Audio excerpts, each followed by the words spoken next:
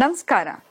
ಇವತ್ತು ನಾನು ಯಾವ ಟಾಪಿಕ್ ಬಗ್ಗೆ ಮಾತಾಡ್ತಾ ಇದ್ದೀನಪ್ಪ ಅಂತ ಹೇಳಿದ್ರೆ, ಎಲ್ರಿಗೂ ಒಂದು ಫೇಸಲ್ಲಿ ಇದು ಕಾಡುತ್ತೆ.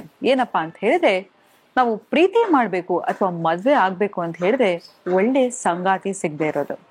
ಎಷ್ಟೋ ಜನಕ್ಕೆ ಯಾಕೆ ಹೀಗಾಗತ್ತೆ, ನನ್ಗೆ ಎಂತೆಂಥ ಫ್ರೆಂಡ್ಸ್ಗೆಲ್ಲ ಮದುವೆ ಆಗ್ತಾ ಇದೆ, ಬಾಯ್ ಫ್ರೆಂಡ್ ಇದ್ದಾರೆ, ಗರ್ಲ್ ಫ್ರೆಂಡ್ ಇದ್ದಾರೆ, ಆದರೆ ನಾನು ಯಾಕೆ ಇನ್ನೂ ಸಿಂಗಲ್ ಆಗಿದ್ದೀನಿ, ನನಗೆ ಯಾಕೆ ಒಂದು ಒಳ್ಳೆ ರಿಲೇಶನ್ಶಿಪ್ ಸಿಗ್ತಾ ಇಲ್ಲ, ಸಿಕ್ಕಿದ್ರು ಕೂಡ ಅದು ಕಾನ್ಸ್ಟೆಂಟ್ ಆಗಿ ಯಾಕೆ ನಿಲ್ತಾ ಇಲ್ಲ, ಯಾಕೆ ಜನ ಬದಲಾಗ್ತಾರೆ ಅನ್ನೋ ಪ್ರಶ್ನೆ ತುಂಬಾನೇ ಜನ ಕೇಳ್ತಾ ಇರ್ತಾರ. ಆದ್ರೆ ನಮಗೆ ಬೇಕಾದ ರೀತಿಯ ಸಂಗಾತಿಯನ್ನ ಹೇಗೆ ಆಕರ್ಷಿಸೋದು, ನಾವು ಹೇಗೆ ಒಂದು ಒಳ್ಳೆಯ ವ್ಯಕ್ತಿಯನ್ನ ನಮ್ಮ ಬಾಳ ಸಂಗಾತಿಯಾಗಿ ಮಾಡ್ಕೊಳ್ಳೋದು ಅನ್ನೋದ್ರ ಬಗ್ಗೆ ಇವತ್ತು ನಾನು ಟಾಪಿಕ್ ಅಲ್ಲಿ ಮಾತಾಡ್ತಾ ಹೋಗ್ತೀನಿ.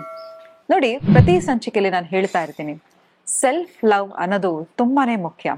ನಮ್ಮಲ್ಲಿ ಏನ್ ಇರಲ್ವೋ ಅದನ್ನ ನಾವು ಆಚೆ ಹುಡ್ಕೊಂಡು ಹೋಗ್ತೀವಿ. ನಾವು ಪ್ರೀತಿಯನ್ನ ಕೊಡ್ಬೇಕು ಹೊರತು ಪ್ರೀತಿಯನ್ನ ಯಾವತ್ತೂ ಬೇಡಬಾರ್ದು. ಪ್ರೀತಿ ಅನ್ನೋದು ಒಂದು ಎನರ್ಜಿ. ನಾವ್ ಯಾವಾಗ ಅದನ್ನ ಜನಕ್ಕೆ ಹಂಚ್ತಾ ಹೋಗ್ತೀವೋ ಅದು ನಮ್ಗೆ ಮಲ್ಟಿಪ್ಲೈ ಆಗಿ ಬರುತ್ತೆ. ಎಷ್ಟೋ ಸತಿ ನಾವ್ ಅನ್ಕೊಂಡಿರ್ತೀವಿ, ಅಯ್ಯೋ ನಾನು ಎಂತ ತಪ್ಪು ವ್ಯಕ್ತಿಯನ್ನ ಪ್ರೀತಿಸ್ಬಿಟ್ಟೆ, ಆ ವ್ಯಕ್ತಿಗೋಸ್ಕರ ಏನೆಲ್ಲ ಮಾಡ್ಬಿಟ್ಟೆ ಅಂತ. ಖಂಡಿತವಾಗ್ಲೂ ನಿರಾಶೆಗೆ ಒಳಗಾಗ್ಬಿಡಿ. ಯಾಕಂತ ಹೇಳಿದ್ರೆ, ನಾವು ಏನನ್ನ ಯೂನಿವರ್ಸಿಗೆ ಕೊಡ್ತೀವಿ, ನಾವು ದ್ವೇಷವನ್ನ ಯೂನಿವರ್ಸಿಗೆ ಕೊಟ್ರೆ ದ್ವೇಷ ನಮಗೆ ಮಲ್ಟಿಪ್ಲೈ ಆಗಿ ಬರುತ್ತೆ. ಪ್ರೀತಿಯನ್ನ ಕೊಟ್ರೆ ಪ್ರೀತಿ ಮಲ್ಟಿಪ್ಲೈ ಆಗಿ ಬರುತ್ತೆ.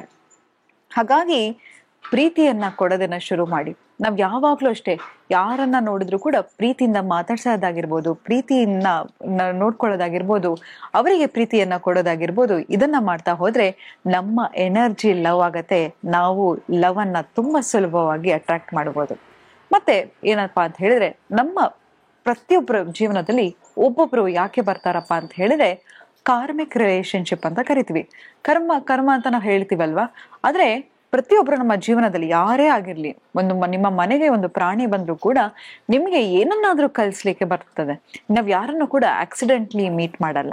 ನಾವು ಆ ಪಾಸ್ಟ್ ಎಕ್ಸ್ಪೀರಿಯನ್ಸ್ ಅನ್ನ ಒಂದು ಲರ್ನಿಂಗ್ ಎಕ್ಸ್ಪೀರಿಯನ್ಸ್ ಆಗಿ ತಗೊಂಡು ಮುಂದೆ ನಾವು ನೋಡ್ತಾ ಹೋಗ್ಬೇಕು. ಆ ವ್ಯಕ್ತಿ ನಿಮ್ಗೆ ಹರ್ಟ್ ಮಾಡಿದ್ರೆ, ನೋವು ಮಾಡಿದ್ರೆ ಅವ್ರನ್ನ ಕ್ಷಮಿಸ್ಬಿಡಿ, ಮತ್ತೆ ಅವರಿಗೆ ಥ್ಯಾಂಕ್ಸ್ ಹೇಳಿ. ಯಾಕಂತ ಹೇಳಿದ್ರೆ ಇಂಥ ಪಾಠವನ್ನ ಯಾವ ಶಾಲೆ ಆಗ್ಲಿ ಕಾಲೇಜಲ್ಲಾಗ್ಲಿ ಕಲಿಸ್ಲಿಕ್ಕೆ ಸಾಧ್ಯ ಇಲ್ಲ.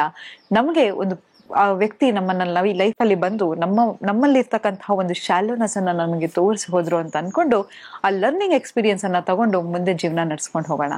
ಮತ್ತೆ ಇನ್ನೊಂದೇನಪ್ಪಾ ಅಂತ ಹೇಳಿದ್ರೆ, ನಿಮ್ಗೆ ಯಾವ ಕ್ವಾಲಿಟಿ ಬೇಕಾಗಿರುತ್ತೆ. ಎಕ್ಸಾಂಪಲ್, ನನಗೆ ಒಂದು ಒಳ್ಳೆ ಟಾಲ್ ಆಗಿರೋನು, ನೋಡಕ್ಕೆ ಚೆನ್ನಾಗಿರೋನು, ಒಳ್ಳೆ ಕೆಲಸದಲ್ಲಿರೋನು, ನಾನು ಫ್ಯಾಮಿಲಿ ಓರಿಯೆಂಟೆಡ್ ಆಗಿರ್ಬೇಕು, ಯಾವುದೇ ತರ ಬ್ಯಾಡ್ ಹ್ಯಾಬಿಟ್ಸ್ ಇರಬಾರ್ದು, ಆಲ್ಕೋಹಾಲ್ ಕುಡಿಬಾರ್ದು, ಏನಾದ್ರೂ ನಿಮ್ಗೆ ಏನೇನನ್ ಬೇಕು ಅದೆಲ್ಲವನ್ನು ಒಂದು ಲಿಸ್ಟ್, ಚೆಕ್ ಲಿಸ್ಟ್ ಹೇಗೆ ನಾವು ಮಾಡ್ತೀವಲ್ವಾ, ಒಂದು ಅಂಗಡಿಗೆ ಹೋಗ್ಬೇಕಾದ್ರೆ ಏನ್ ತಗೋಬೇಕಂತ ಒಂದು ಚೆಕ್ ಲಿಸ್ಟ್ ಮಾಡ್ತೀವಲ್ಲ, ಹಾಗೆ ನಮ್ಮ ಸಂಗಾತಿ ಹೇಗಿರ್ಬೇಕು ಅನ್ನೋದನ್ನ ಒಂದು ಚೆಕ್ ಲಿಸ್ಟ್ ಅನ್ನ ಮಾಡ್ಕೊಳ್ಳಿ.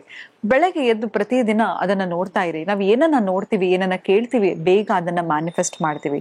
ಸೊ ಅದನ್ನ ಅಫರ್ಮೇಶನ್ ಮೂಲಕ ಹೇಳ್ಕೊಂಡು ಪ್ರತಿ ಸತಿ ಅದನ್ನ ಹೇಳ್ಕೊತಾ ಹೋಗಿ. ಮತ್ತೆ ನೀವು ಯಾರೇ ವ್ಯಕ್ತಿಯನ್ನ ಮೀಟ್ ಮಾಡಿದ ತಕ್ಷಣ ನಿಮ್ಮ ಎಮೋಷನಲ್ ಇನ್ವೆಸ್ಟ್ಮೆಂಟ್ ಅನ್ನ ಮಾಡಬೇಡಿ.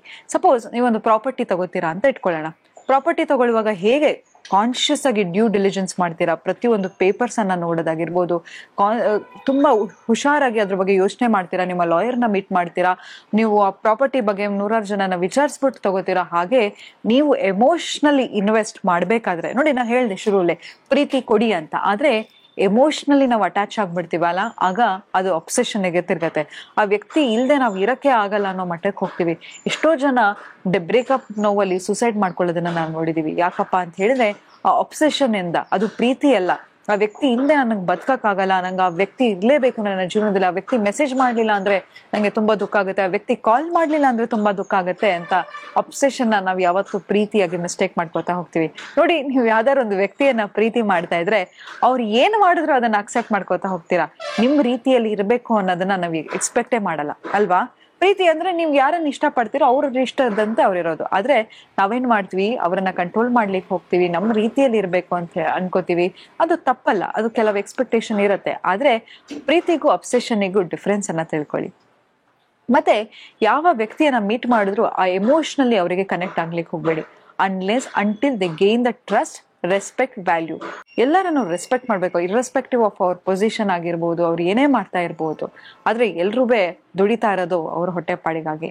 ಹಾಗಾಗಿ ಅವ್ರು ಹೇಗೆ ಎಲ್ಲರ ಹತ್ರ ನಡ್ಕೋತಾರೆ ಅನ್ನೋದನ್ನ ಸೂಕ್ಷ್ಮವಾಗಿ ಗಮನಿಸ್ತಾ ಹೋಗಿ. ಅವ್ರ ಕೋಪ ಬಂದಾಗ ಹೇಗೆ ನಡ್ಕೋತಾರೆ, ಯಾವ ರೀತಿ ಮಾತಾಡ್ತಾರೆ. ನೋಡಿ, ಹೊಡೆದ್ರು ಬಿಟ್ರು ಒಂದ್ ಕಡೆ ಪಕ್ಷ ಮರ್ತ್ ಬಿಡ್ಬೋದು, ಆದ್ರೆ ಈ ವರ್ಬಲ್ ಅಬ್ಯೂಸ್ ಇದೆಯಲ್ಲ ಅದು ನಮ್ಮ ಮೆಂಟಲ್ ಎಬಿಲಿಟಿನ ಡಿಸ್ಟ್ರಾಯ್ ಮಾಡ್ತಾ ಹೋಗುತ್ತೆ. ಹಾಗಾಗಿ ಈ ಕೆಲವು ಅಂಶಗಳನ್ನ ನೋಡ್ಕೋತಾ ಹೋಗ್ತಾ ಒಳ್ಳೆ ಸಂಗಾತಿ ನಿಮ್ಗೆ ಸಿಗ್ಲಿ ಅಂತ ಹೇಳ್ತಾ ಇವತ್ತಿನ ಸಂಚಿಕೆಯನ್ನ ನಾನು ಮುಕ್ತಾಯಗೊಳಿಸ್ತಿದ್ದೀನಿ. ಧನ್ಯವಾದಗಳು.